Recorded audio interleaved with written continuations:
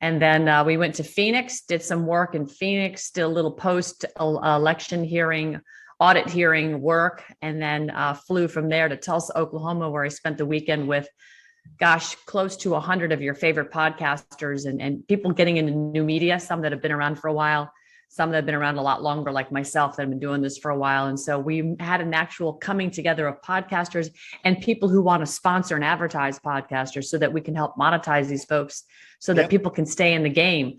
Because people are spending their life savings. I talked to somebody who spent $200,000. I know, been there, done that in the last 5 years, how much money I've spent travel and everything. It's not a cheap game. And when you start building studios and things like we're doing to be more competitive and bring up your, elevate your podcast so that you can compete with the mainstream freaks.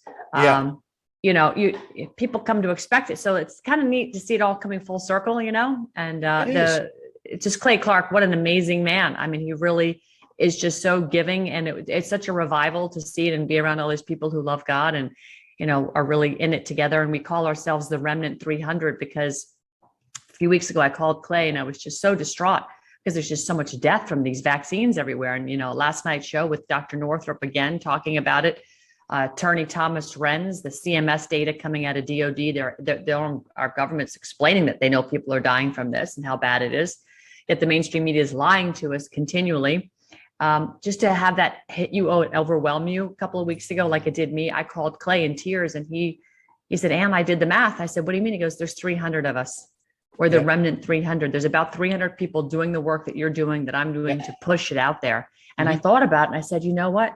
My God, he's right. There's just not a lot of voices out there on a platform that'll say the truth, and the truth's ugly right now. It is. I had just to try and get a point across. I had an undertaker on my show the other day, and he was saying how forget what the government tells you. These are people who put the bodies in the ground. Right. And during COVID-19, there was no difference in the number of dead bodies. Right. The minute the vaccination started, like he and I have joked for a long time about when we get to this time of the year, he's looking forward to a really cold snap because it boosts business. We joked about it for years, that during the winter months, he always looked forward to a really cold winter because it's good for business. He said, Charlie, I don't need a really good winter. Our numbers are up by 2.5 times. Yeah. And that tells you all you need to know. It tells you everything you need to know. The numbers are there where they're 2.5 times busier than they were last year, the year and a half before, and so on. He said they're rushed off their feet, getting rid of dead bodies. Now, nothing in the mainstream media, nothing at all massively covered up. And if it did get into the mainstream media, it would be down to another variant, another strain or something like that. I mean, the lies that are coming. And I tell you what I've learned over the weekend, this shocked me. I was out at Nikki Beach, which started in Florida, funny enough, in South Beach, by the Penrods, and they've got one down here in Marbella. And we were there on Sunday. It was the last Sunday for the end of the year. And I met a dozen people, 12, who all had QR codes for the vaccination. But not one of them had the vaccination.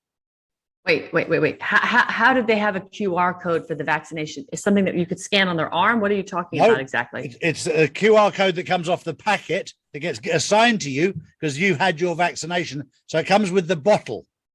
Okay. So where they take the injection out, this shows that this bottle has gone to you. Right. The doctors have realized what's going on, and they've said to them, you're better off not having this, but I'll give you your QR code. Oh. So the doctors are already waking up. Thank God. I've since learned 2 at the weekend. You know, there was the 1,000 doctors in the United States that stood up against the big pharma. Right.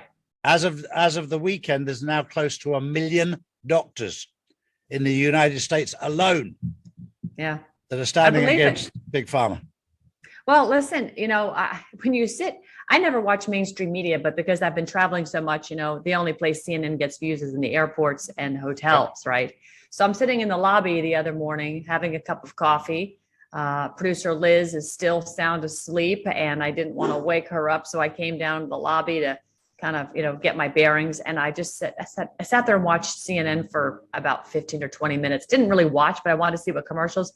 Every 15 minutes when they took a commercial break or whatever the interval was, it was 2 or 3 big pharma commercials back to back to back. And that's all it was. There was never a commercial for a vacation or anything else. It was all pharmaceuticals. And I thought to myself, that tells you all that you need to know. And I was talking to my husband this morning about it because he watches golf on the weekends. Yep. And I don't know what he was watching this past weekend, but he said, yeah, they're actually advertising physician groups now that for, you can just send them an email and they'll send you scripts. You pay a fee to the physician. There's no go into the doctor, have them take your blood pressure or do anything like that. Just go ahead. They're advertising physician groups on the actual golf channel that will write scripts for you if you just send them an email. So they push more pharmaceuticals. And then I thought to myself, when you speak to doctors like Dr. Christiane Northrup, I had an interview with her last night. I love her. She's fantastic. They're all fantastic. Dr. Made, all of them. But you talk to Dr. Northrup and she said, you tell men that they're going to die. They don't care. They'll take the jab because they're just so delusional about this. They've been so programmed. But you tell them that they're going to have erectile dysfunction and they're going to like, whoa, whoa, whoa. So one of the things she's really pushing out there is that, and the truth is that every time you get one of these jabs, whether it's Johnson & Johnson, Pfizer, Moderna, AstraZeneca, your body immediately starts making these little micro blood clots. And the first place it shows up is in men with erectile dysfunction. Why? Because that's where the smallest little capillaries are. And that's where those little micro blood clots can create a problem, which will cause erectile dysfunction. So I said to my husband this morning, honey, let's go look at Cialis and Viagra and the other companies that make these ED drugs and see if their stock prices are up or if their sales are up specifically in those drugs, because that'll be a tell in terms of how much blood clotting is happening post these vaccines. Just look at the numbers from this time last year to this time this year. And you can see, because the vaccine was launched in January, just how much, if there's been a trend up. And we're already seeing, I think I said this last week on your show, Charlie, we're already seeing a massive increase in the Pfizer stock. It's up to, $19 billion, $211 million a day, and specifically in anti-clotting medication and anti-heart enlargement medication. Those numbers are way up, like 73 and 32% respectively. So that's, again, a trend post the vaccine launch. So how people don't know this, it's again only because it's not in the mainstream media. Tucker's not talking about it. Nobody except we're talking about it. And we've still got to work hard on reaching the rest of the people. But like you said, I think the doctors are starting to recognize it. And if they're out there giving QR codes to people and not giving them the injection, saying, here's your vial, walk out the door. Did you ever see that video when a guy walked in and said, I'm here to take my vaccine? Yes. He took the shot and he left. He goes, I'm taking my vaccine. And he walked out. He did a little, TikTok video or something. That's right. He's going to test it. That's what we got to do. That's what we have to do. So, it's encouraging and scary at the same time. I got something to show you as well, which we're just about to launch with somebody else. This is a card. Whoops, where are we? There we are. SARS-CoV-2 vaccine control group. Must not be vaccinated. I'm part of a group that's being tested without the vaccination. Oh, I like it. So all it does is takes back your rights to say, no, I'm not prepared to be vaccinated because I'm part of a group that Well, doesn't the fact that you're a state national also protect your rights, because you're no longer playing in the realm of admiralty law? You're actually playing in the realm of God's law, the law of the land, common law. You're not dealing with the satanic pedophiles in the black robes behind a bench on the water. I would think all of that would come into play. In fact, Thursday morning, I'm going to the courts to file my paperwork and formalize my American State National position. That'll be filed in the court system and recorded. And then I have to make an appointment to go to Miami to their passport agency, because I've got to actually do a refundable trip overseas somewhere like Mexico or Canada, so I can go ahead and get my emergency 2-hour passport as an ASN. So I am very excited. I just now finally, after moving and traveling, my schedule is crazy to brush my teeth in the morning. I have to set an appointment on my calendar. No, I'm just kidding. But it's been that insane where I can't be in any one place for any given period of time. And to that, I thank our sponsors for allowing us to do that, because it gives me the opportunity to travel and get the real stories out there to the people. So, it's remarkable. And then, of course, visiting with you every week is phenomenal as well. What's your take on what happened with Facebook and Instagram and WhatsApp yesterday going down? Well, so very interesting that I'm still in Facebook jail, but Donald Trump's account's back up this morning. Did you know that? No, I didn't. Yeah, Donald Trump's account is back up on Facebook this morning. Now, whether he can post on it or not, I don't know, because when an account is restricted, I can't tell if you're restricted and you can't tell if I'm restricted, but my account says I am restricted for 30 days. And the reason I got restricted is I reposted a friend of mine's post who said, don't take the jab. I took it and I've never been sicker. So I reposted it with like I said, warning. And they said it was a COVID violation. So they put me back in 30-day jail, which I just gotten out of days before. But I do think, though, that I think that was a white hat operation in the end. And the reason I think that is because Donald Trump's account is back up. So we'll see. We'll see if he's able to post on it. If not, then it's very possible that the deep state is now launching an algorithm like Jason Fick said. He thinks that perhaps they took it down, that Facebook took themselves down to put in a new algorithm to increase the depth and breadth of their account restrictions. Because at this point, according to the whistleblower, they were only able to restrict about 3% of their user base, which is a big number when you consider how many billions are on Facebook. But if they really want to get crazy for 2022 elections, they're going to increase that, the number of which they can restrict, that their algorithm will automatically just put in jail. So that may be the only way they can do it, is to take it down, install the algorithm and bring it back up again. It's just really odd they would do it right after that whistleblower report, which I also find odd that it was run on 60 Minutes and not on James O'Keefe's platform, Project Veritas. So it's almost like, is the mainstream media starting to be under control of the white hats, the good guys, and they're being forced to report this stuff? And Facebook is being, reminded that they're not in control anymore. I don't know, Charlie, what do you think? Well, I agree with you. It's fascinating to see who's controlling what. Whenever I have any doubt, I speak to people like Michelle Fielding, who are connected on the spiritual level. So rather than talking to somebody that could give me a red flag, I talk to somebody that is connected to the Galactic Council or what have you, and they channel into it to find out and see what the perception is from that aspect. And I find that very constructive, because they have a very clear view of what is going on. And she said to me, Charlie, I think you'll find that the white hats have been in control right now for around 15 years. And she said, I think this is all part of the plan, and this is all part of the exposure. And there's a lot of stuff that right now, when you look back afterwards, you go, that was clever. That was really slick. I didn't see that one coming. I've always known the destination. I just haven't known the journey. And some of the bumps in the road that we've taken and the time that it's taken has surprised me. But I look back and think, even right now, people are saying, we need to get this done, Charlie. We need to get this done. People are running out of patience. And I thought to myself, do you know what?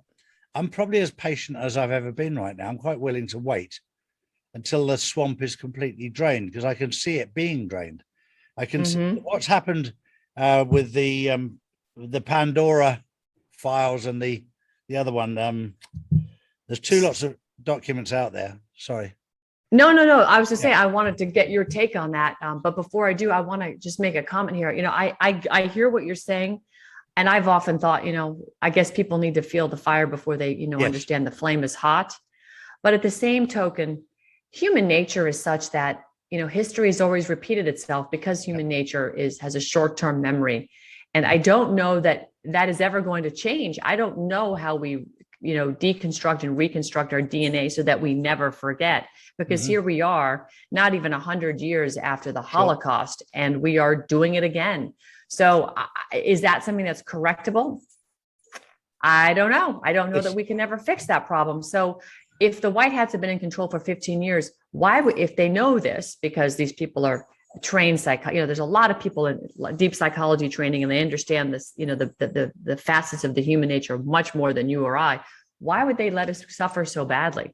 Why go there? Because we're never going to change. They suffered in the Holocaust, and yet here we are again. Why? Why not just fix the problem, take control, and grab these people and arrest them? I think the problem was far, far greater than what we could ever imagine. I mean, the roots, the tentacles go in so deep into so many different facets of life. Right. when you look at the mainstream media, you look at government, you look at big pharma, you look at big tech. I mean, we use these names very, very glibly, but when you talk about big tech, you're talking about Apple, you're talking about Amazon. You know, these companies control our lives. eBay, Alibaba, all of these companies, all of these big companies, completely and utterly controlled our lives, but they're all controlled by big tech. They're all in together. And to take that down is no mean feat. I mean, the Second World War took 5.5 years, and that was a fraction of the job that they're having to take apart now. Right. Because it goes into every country in the world, into every living room, into every house. I mean, it's so deep. It's to unpick everything is incredibly hard without, you know, and people have to suddenly become aware of what's going on. Otherwise, there'll be people having mental breakdowns, collapses, everything, because it's going to be very difficult for people to realize that everything they've been taught was a lie. I agree. I don't know that it would have been any easier had they just ripped the Band-Aid 15 years ago or 20 or never let this happen. I honestly can't answer that question because, you know, I can't go back in time and try it any differently. Sure. I don't have that ability to get to a different dimension and do that, at least at this current point in my life. But I do find it all very fascinating that right now we're seeing, you know, with Pandora's papers coming out. And I was speaking to somebody yesterday who is gravely concerned about people that are engaged in the whistleblowing aspect of it. And I appreciate their perspective because, you know, we're looking at the unveiling of 300 or so world leaders that are being taken down in the exposure of the financial crimes that they've engaged in to enrich themselves while humanity has suffered. I mean, just the spotlight on that alone. And again, you know, the Panama Papers was a bomb that went off, but the Pandora Papers is literally a civilization ending sort of bomb because you now have people who have capabilities of dropping nuclear bombs just to disrupt and create some sort of a sideshow to distract from exposing what they've been engaged in for so long and how much money they've enriched themselves. You know, you listen to Stephen Quayle. I don't know if you've ever listened to him, but Mike Adams had him on about a month ago. I was re-listening to his podcast this morning because it was just such a great show. And he's talking about how the United States is in debt to the tune of $34 quadrillion. I mean, that's the real nature of the debt, not, you know, 30 trillion, 34 quadrillion. And that's a number I can't even wrap my head around. I don't even know what that looks like, but it sounds ominous. It sounds insurmountable. So really, what are we doing with the whole thing? Everything is a complete house of cards right now. And you look at the bank stress test and all of this. If you're not engaging in removing your money out of the Wells and the Chases and the Bank of Americas of the world and putting it into a local community bank that you know is not over leveraged in terms of these fractional reserve banking policies, then you're just waiting for your money to be taken from you. That's essentially where we are right now. So I find all this it's just almost surreal right now what we're living in. I feel like we're in suspended animation, Charlie. We're just waiting for the kaboom and then the reset. Just to put it But again, what the reset, who's going to get it? Good guys or bad guys? God won this a long time ago. And that's the beauty. Absolutely. Just to put it into perspective, 34 quadrillion divided by 7.7 billion people on the planet is 4.8 million each. So if you divide up, just to put it into perspective, 34 quadrillion divided by the entire population of the world, it gives everybody over 4.5 million each. Okay. And that gives you an idea of the size of the number. When it comes to the Pandora files, I can say firsthand, for the last 20 years, I've been involved in moving money around for these people without knowing what it was about. And for those people who remember when Donald Trump was in his first term of office, he mentioned about not having all of these military bases around the world. Now, for those people in England, they know that there's probably 4 or 5, maybe 6 or 7 US military bases in the UK. There's one just down the road from us here in Spain with 35,000 US military based there at the moment. And I can tell you firsthand that when you have a and I'm not going to name names because that's the wrong thing to do. When you have a leader of a country, he can move boxes of cash around, and they do move huge boxes of cash around. The box weighs around 250 kilos. It's got 25 million in, big metal box, and they've been moving them around for years into private runways, military air bases that don't have the customs checks. If you take off, for an example, out of one country from a military base, a US military base, into another country in a US military base, there is no customs control. So it makes it very easy to move big boxes of money, makes it very easy to move human beings, trafficking. And this has been going on for many, many years. And this is what Donald Trump has been determined to stamp out. It wasn't just the cash, it was the child trafficking. Right. The sheer volumes of cash that have been moved around the world for the past 20 years that I've known of is obscene. And when it comes to buying stuff, they have what they call disposables, that they will use certain people to put the money through them so that it's never attached to the president, prime minister, leader, whatever of that country. This person is disposable, so that they're a nobody. But in return for them having a bank account and the money going through it and buying stuff, that they'll generate documentation to make this person look what they're not. But I can assure you, knowing what I know now, that all of that information has been gathered over the last 20 years. Most of that money that was banked wrongly was done through Switzerland, Germany, and Dubai and Bahrain, because they turned a blind eye. And as long as they got paid their bit, they'd put the money in the system and they would pay for things. But that was being very, very carefully watched by a number of good people who had their eye on it, who knew what was happening. But I've seen that happening firsthand. Huge sums of money. And they've got nice boats, they've got private jets, they've got beautiful houses, everything. So what happens to these people that are disposables then? Because that term in of itself, that doesn't sound like you're going to be around for a long time. Is it, did they get, Arkancided? Or they just sort of suiciding themselves with 2 bullets to the back of the head? How does that work? It's exactly what it says it is. They're disposable. Yeah. They have no value anymore. And the easiest thing to do is for them to be removed. And there have been many, many, many, many people who have been removed, and it's not in a nice way. So what do you make of, we ran this last night, Caleb Hull put a tweet out where he was retweeting a Facebook tweet. Now, I don't know if this was real or not because I'm not even on Twitter anymore, but it was sent to me, and somebody at Facebook had tweeted out that, they can prove all of the diabolical things that Hillary's done is something like that. Hillary's got to be arrested. Let me see if I can even pull that up here. I'll look at, I believe we might have it in. Hillary was banged to right years ago. I mean, this pantomime is playing out, but they had her banged to rights a long time ago. I'm looking for it, see if I can find that actual in WhatsApp. Yeah, it was pretty amazing when everything went down. Did you have people, what did people say when they reached out to you about all of this stuff going down yesterday? Yeah, there was a lot of panic. It's very interesting. Oh my God, I was celebrating. I wasn't panicked. I was celebrating. I was, and because I've been off Facebook, Twitter, Instagram, all of the, even LinkedIn, everything. I've been off of them now for the best part of a year. The team run a page in my name. That's fine. But I haven't missed it one bit, Anne. I haven't missed it at all. The only thing I missed yesterday was WhatsApp, because I had a few messages that were going out to people that I couldn't get to. But I saw yesterday that Telegram gained 50 million extra people yesterday. Yeah.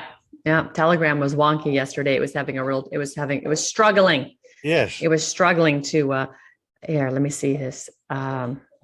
See if I can share this with you. I don't know if it's going to let me share that or not. Let's see. I don't know that it will. Hang on a second. Let me just, oh, it won't let me share this. That Trump signal. Where is it? Oh, here we are. 1 second. There we go. You see this? Yes, I did. Yes. So are we there yet, Charlie? Are we there yet? Well, we're in October, aren't we? It's Red October. We are. We're in Red October. So there is so much that's happening. When you know what to look for and you keep your eyes open, everything is happening in plain sight right now. And we're seeing these things happen. There was something else. There was an announcement by the DOD today or yesterday with regard to the communication systems moving from the internet to Starlink. I thought that was very, very important too. It's all out there. It's being done very, very subtly for those who know. I mean, Thomas Renz, right? Yesterday we had him on the show as well. And Saturday the story broke that he has a whistleblower who works in CMS, right? Medicare and Medicaid. And the data is all there that shows it's the vaccinated that are dying primarily in the hospitals of, quote, COVID. They're calling it breakthrough COVID, which really, if you understand what they're the way they are conflating the language. So when the Pfizer shots and Moderna and all that were under an emergency use authorization, when Pfizer was under an EUA, their adverse events included, blood clots, heart attacks, strokes, etc. Right? Neurodegenerative problems, Bell's palsy, all these things. Once it became an approved vaccine, which is really a bad way to say it because they didn't even go through the proper phase 1 through phase 3 trials. But once it became technically approved, all of those adverse events are now being categorized as breakthrough COVID cases. So you're telling me you get a shot and you die within 2 weeks. They're saying, well, if you die within 2 weeks, you weren't even really vaccinated. Wait, you've already had the shot and now you die of a heart attack. That's, you weren't vaccinated. That's garbage. But if you do get a heart attack or a stroke or a blood clot, or you have some sort of neurodegenerative problem, Bell's palsy, or you start to get mad cow, whatever it is, they're not calling that an adverse event. They're calling that breakthrough COVID. Sure. They're lying to you, right? So all this comes out, and that's being posted on the DOD's CMS website. Okay. Center for Medicare and Medicaid. That's a DOD run subsidiary. So in Red October, you're looking at the UK right now, which is in the red zone for gas shortage.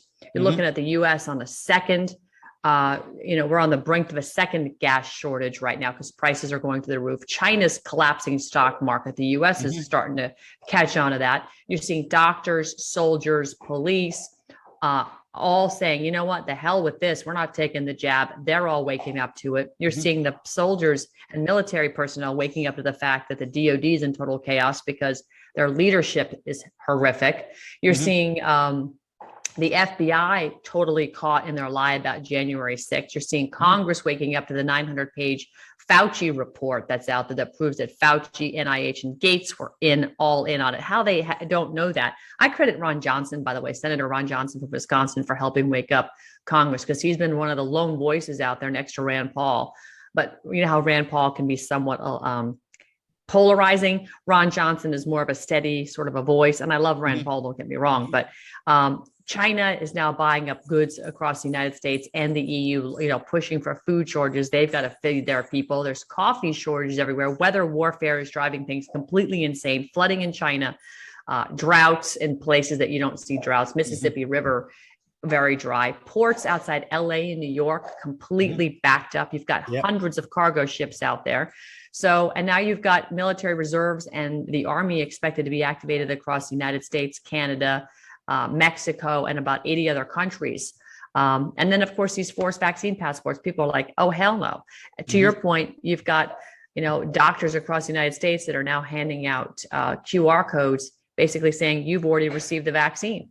Yep. So it would seem to me that people are waking up but again, how do we plant this into people's DNA memories so that, in 4 or 5 generations from now, we don't go through the same problem, because this is the biblical warfare and Satan is never going to be totally gone. This is that eternal battle, right? Good versus evil. This won't end. This will always progress as we move into the future. It's just, how do we program people so they don't forget this and we don't let it get this far and this bad? Because if we come back from this, the next time Satan goes on a rampage, if we think this is bad, Charlie, I think it could be far worse the next time he decides to rear his ugly horned head. What do you think? No, I totally agree. And I think for the last 20, 30, 40, 50 years, Satan has been in control of our educational system and everything else. Yeah. And it's time to take that power back, because Satan will still be there, but he's been allowed to control things. And all that's happening now is taking back control so that good controls the world rather than evil. Evil will still be there. Right. And we just need to know how to manage it. I often think about the line in the Lord's Prayer, deliver us from evil, keep us away from evil. And I have to ask God every single day, because I can very, very easily wander into trouble. It's in my DNA. Trouble finds me. So I have to ask you. God, yes.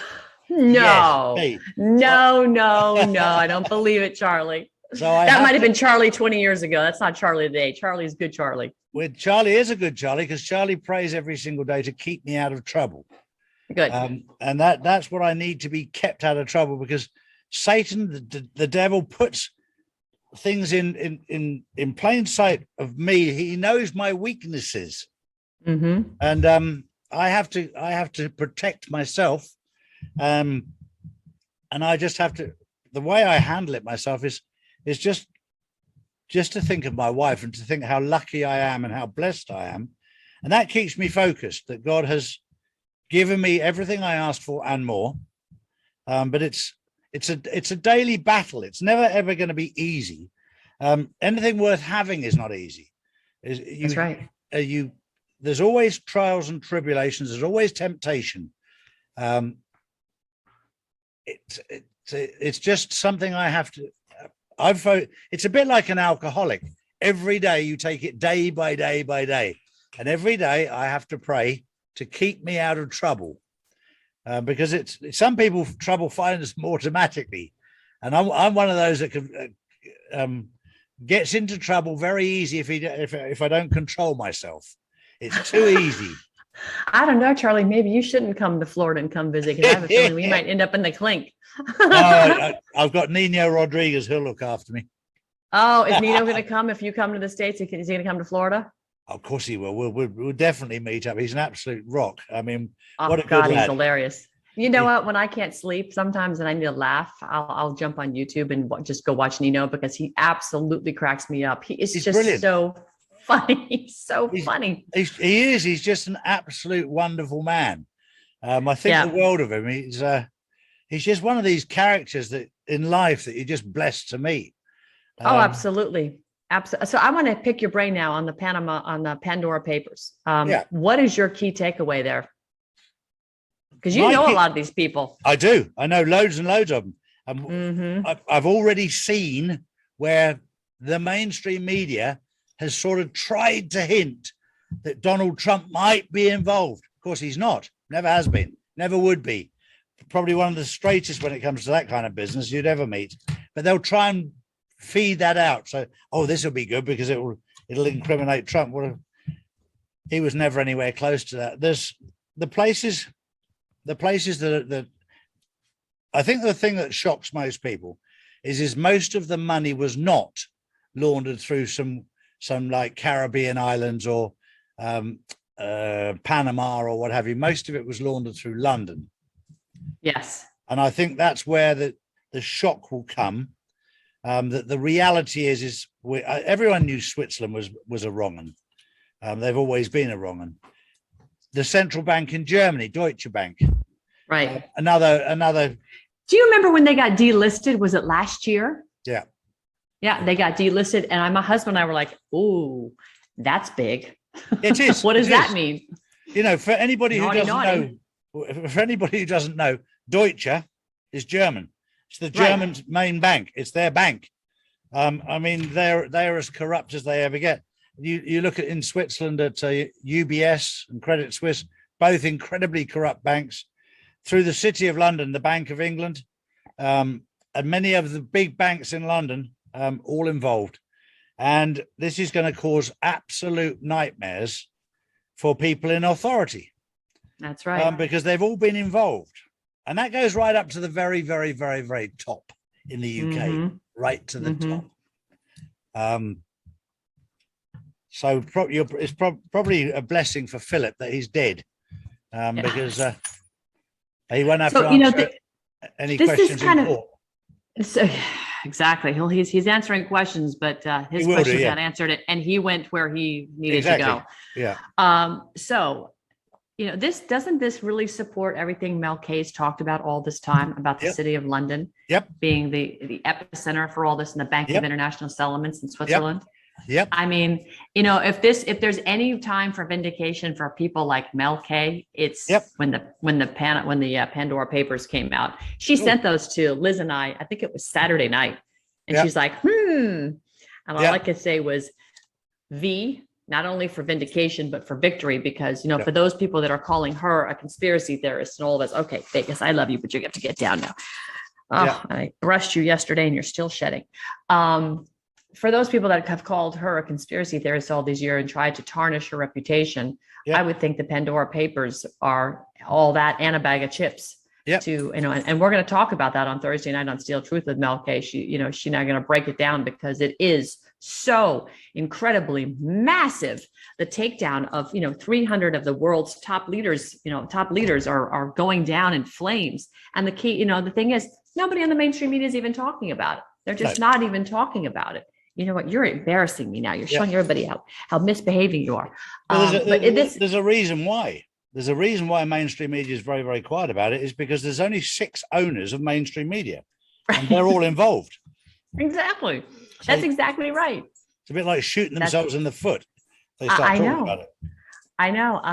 And to that point, why do you think then that they are being so cooperative and running stories like the Facebook whistleblower on CBS, where Scott Pelley actually did journalism? I mean, I watched that 60 Minutes interview and my mouth is like, I can't believe it. I would have thought this would have been, I thought to myself, isn't it interesting she's not on James O'Keefe's platform at Project Veritas, because that's where I've got Ryan Hartwig today on the show. We're going to talk about all this, but this is where all the, the big whistleblowers typically go, is to Project Veritas at this point. But yet they're at 60 Minutes. And when you produce a piece like 60 Minutes for Sunday, that's a week's worth of editing and production. It doesn't all happen. They shot that in a number of locations. It wasn't all in one studio. They went, you know what I'm saying? So that took a week to produce. You're telling me, since CBS is owned by the same companies that are running Facebook and the Silicon Valley speech cartel, that they didn't know that hit piece was coming out? Of course they knew that hit piece was coming out. But that goes back to what Michelle Fielding says. She said to me, Charlie, the white hats are controlling this. It's very, very clear. Yeah. Well, that's what I mean. That's why I sort of suspect that, because that they allow that to happen like that. And Newsweek for the last several months has been putting out pieces of truth that are rather astonishing. They talked about, artificial intelligence and other things. And then, of course, Trump just did an interview on Yahoo Finance the other day, too, which is where the only article that you could find that said the Federal Reserve was placed under the power of Mnuchin and the Treasury was at Yahoo Finance in March of 2020. So all these little truth bombs are being dropped, and the Daily Beast has actually been dropping truth bombs, which is a shocker, because that's a Chelsea Clinton publication, and George Soros. So it's really interesting how they're being controlled to have to release these things. But it's not getting the fanfare that it should be getting, but they're being forced and made to do it, because we know they don't have a conscience. This is not about their conscience coming clean. This is about them being told, do this or else. Do this and we will lighten your sentence or something. Just like Sussman gets charged, Michael Sussman from Perkins School gets one charge leveled against him. But that was really so he could roll up all the people above him, including Mark Elias, which will lead right back to Hillary Clinton, because that's the money laundering trail through the attorneys to finance the Steele dossier, and I'm sure a whole host of other things. The Clinton Foundation is going to get rolled up in. So it's really interesting to watch this RICO. And now the other thing too, Charlie, is I don't know if you saw this video that was circulating. I may have even sent you a copy of it. I don't know. Did I send you that copy? It was a really short little video. Somebody did a video about the Arizona audit and being a RICO case. Did you see that, a civil RICO case? No. Did I send you that? I wonder if I could show that to you. Let me see if I can. Let me see if I can show that to you, because it might be of interest. Let me see. I thought I sent it to you. Maybe I didn't. Yeah, here it is. Let me share my screen and see if I can play this. Share sound, optimize for video. Here we go. Your time. Can you hear it? Yep. Their time is done. It's over. We made the first landing with this report. There should be another follow-up report. Of the Arizona audit,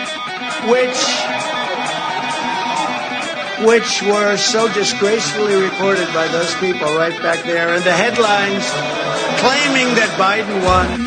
Big lie, big lie. Hello, everybody. Big lie. Under the RICO statute means now that the major muscle for organized criminal enterprises in the United States has now been brought to the bar of justice. This is your time. Their time is done. RICO could be used to prosecute any individual or organization if certain conditions were met. Yep. What do you think about that? Wow. Yeah. No, that makes a lot of sense. That's impressive. Doesn't it make sense?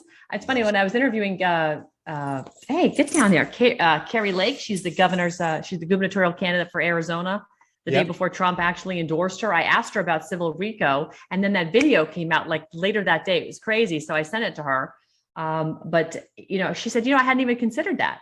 I was like, this is a civil RICO case. You can start it that way, and which will then, of course, give you a lot of latitude in discovery and getting all kinds of information, because we know there's a ton of interested parties in making sure that the Arizona audit never materialized and that they continued the theft of the election. They just got too much to lose, which is why they're, I think, expediting their timeline on everything. And everything is so crazy right now because they've realized they've been outed. And now, Pandora's papers are out. It's just kind of tying it all together into one giant civil RICO case. And I believe Rudy Giuliani has just been sort of salivating in the wings right now because he is the king of RICO. Remember, he took down those 4 mafia crime families in the 80s, and he was working with Barr and Mueller. Yeah. And you know who was the big person in the background on all that? Donald Trump, because he was concerned about all of the unions, the electrical unions specifically, if I remember correctly, when he was building those Atlantic City casinos. So it's interesting how this sort of is all kind of coming together. And while we thought maybe some of these players ended up being bad actors, maybe they're still out there because Durham is still out there. So that's true. That's true. It's all kind of coming together. Well, great. Any comment? Yeah. Hey, no, it's great to catch up with you. Yeah, absolutely, Charlie. I just adore seeing you. I hope you have a fantastic day, and I'll see you. We'll see you next week. In a fortnight.